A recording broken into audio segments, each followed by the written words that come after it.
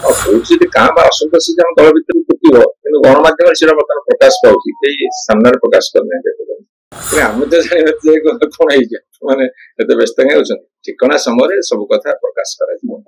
ଭାରତୀୟ ଜନତା ପାର୍ଟି ଗୋଟେ କେନ୍ଦ୍ରୀୟ ଦଳ ନା ତାଙ୍କର ରାଷ୍ଟ୍ରୀୟ ସଭାପତି ଏତେ ପର୍ଯ୍ୟନ୍ତ ବାଛି ପାଇଲେ ନା ତାଙ୍କର ଅନେକ ରାଜ୍ୟର ସଭାପତି ବାଛିଛନ୍ତି ନା ତାଙ୍କର ରାଜ୍ୟରେ ମଧ୍ୟ ସଭାପତି ବାଛିଛନ୍ତି। ଆମର ତ ଠିକଣା ସମୟରେ ରାଜ୍ୟ ସଭାପତି ଚୟନ ସରିଛି, ଡ୍ୟୁ ପ୍ରୋସେସ ରେ ନିର୍ବାଚନ ସରିଛି। ତାପରେ କିଏ ଅଫିସ ବିୟରରେ ହେବେ ନ ହେବେ ସେ କଥାଟା ମାନ୍ୟବର ସଭାପତି ନିଷ୍ପତ୍ତି ନେବେ। ବରଂ ଅନ୍ତତଃ ତ ଶୃଙ୍ଖଳିତ ଭାବରେ ଆମର ସରିଛି।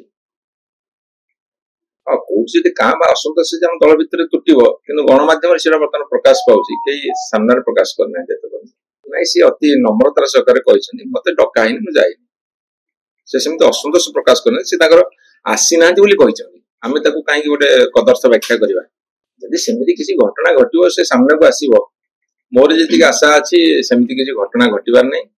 ବରଂ ଯୋଉମାନେ ସେମିତି ଆଶଙ୍କା କରୁଛନ୍ତି ଘଟଣା ଘଟିବେ ସେମାନେ ନିରାଶ ହେବେ।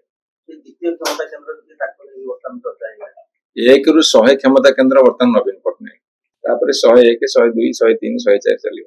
ଆମେ ତ ଜାଣିବା ଯେ କଣ ହେଇଛି ମାନେ ଏତେ ବ୍ୟସ୍ତ କାହିଁ ହଉଛନ୍ତି। ଠିକଣା ସମୟରେ ସବୁ କଥା ପ୍ରକାଶ କରାଯିବ।